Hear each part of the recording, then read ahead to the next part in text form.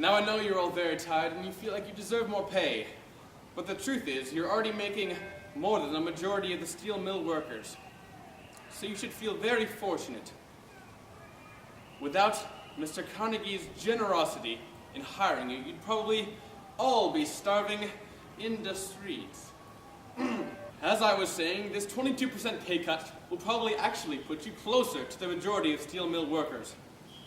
So stop complaining. Hello there. Hi. Who are you? I'm Rose, and I'm the doctor.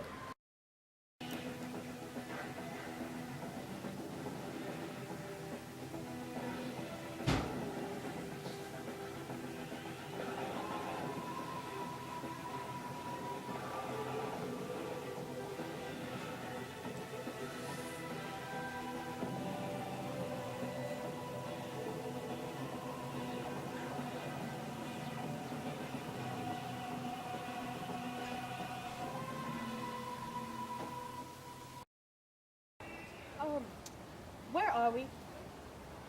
Homestead, Pennsylvania? Ah, yes, good old Homestead, Pennsylvania. Now, would you mind reminding us of the year? 1892, sir? Oh, Homestead, Pennsylvania, 1892. That's very not good. Why, Doctor? What is it? What's going on here? Working conditions are terrible. We get paid $1.50 a day for back-breaking labor. It's barely enough to provide for our family. We never get to go out on weekends or go to the store. We can hardly eat. And that's why we joined the National Amalgamated Association of Steel and Iron Workers. AA for short. You've heard of us? Oh, yes, you're very well known. Well, that's nice to hear, but I'm afraid it's not going to help us very much. Sorry, I didn't get your name. It's Dean. Well, Dean, what exactly is going on here? We just had negotiations with Carnegie's chairman, but instead of trying to compromise with us, he's giving us ultimatums, telling us that he's going to decrease our wages if we don't get back to work. Things have gone far enough. We're going to strike. Doctor, they need our help. Their families are starving. Imagine a poor single woman in this time. We need to help them. Well, seeing as we're here already, why not let's go and poke it with a stick, eh, Rose? That's enough, Doctor. Sorry. Anyway, so who is this big boss man of this corporation? That would be Carnegie, head of Carnegie Steel Company. Andrew Carnegie, yes, rich fellow there. So, my mother would like him. Ah, yes, Jackie. Good old Jackie. Anyway, so let's go have a chat with Mr. Carnegie and see if we can't stop this whole strike business before it starts. What's this? Why are you all milling about? Hello, I'm the doctor, and this is an employee at this mill here, Dean. Yes, whatever. What do you want? We want to see Carnegie. Mr. Carnegie is not here and has left me in charge of this mill. I see. And who are you then? The name is Henry Clay Frick. What is so incredibly funny about that? Oh, nothing at all. Stop it, Rose. Anyway, so yes, let's get down to business. This man here, he only wants a decent living wage, but now you want to cut his wages by about 25%, I hear, and break his union. Those are direct orders from Mr. Carnegie himself. That union just makes them less efficient and less willing to work. Their pay is plenty enough.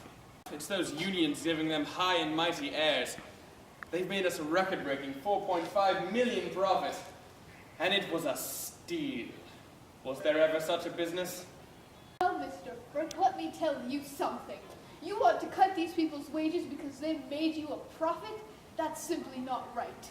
Well, we mostly wanted to break these unions because it guaranteed such high wages, but I suppose, yes. Oh, the irony. Get it? All due respect, sir, all we want is a decent wage and 8-hour days. You make millions, if not billions of dollars, and we've worked hard to help you guys make your profit. We at least deserve good wages. If you paid us better, we'll probably work harder. Poppycock! But why? That union is a hindrance to the efficiency of this mill. You're just sure they got us good wages. And if I am? Then I have to say, Mr. Frick, that the workers won't stand for it. The union has given us a voice and good conditions, and we will fight for that, and we have weapons too. No, Dean, Is violence... that a threat. It's a fact. I can have hundreds of people here in a minute to crush you and your precious little union. Now, Frick, stop all You're this talking war. about the Pinkerton Agency, aren't you? We've heard of them hiring themselves out to break strikes in unions, but let me tell you this. You can scare us, and you can beat us. But the union gives us one thing. It gives us hope, which is the only thing stronger than fear. A fire is catching, and if we burn, you will burn with us. You should listen to them, Frick. Giving these people what they deserve would increase their productivity. So you listen to me, seaweed brave man. You listen to Dean or you'll be sorry. I'll be sorry. I was not kidding about the Pinkerton Agency, you know. They'd be perfectly willing to crush ungrateful hicks like you. I'll call in the National Guard, too. I'll lock you out of the mill before you strike. I'll burn the heart out of you. You should really do what Rose said. He got me convinced. What are you going to do now? One more day. One more day, and then we're striking. We have to fight for our rights. Although the Union tried to stop Carnegie and Frick from executing their plan, the two men could not be stopped. They installed 10-foot-tall barbed wire fences around the facility to prevent workers from starting a fight and igniting a rebellion.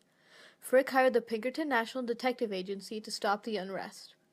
On July 5, 1892, Frick tried to smuggle in 300 agents, but word had gotten out about his plan. The Pinkerton agents hiding in the river were brought ashore by thousands of angry workers, where they were beaten and cursed. Several men, workers and agents alike, died in a gunfire battle. The next day, even more damage was done, causing Frick to call in 8,500 National Guard members to protect his town. The association collapsed in November, and unfortunately daily wages were cut by 20% after the unsuccessful strike.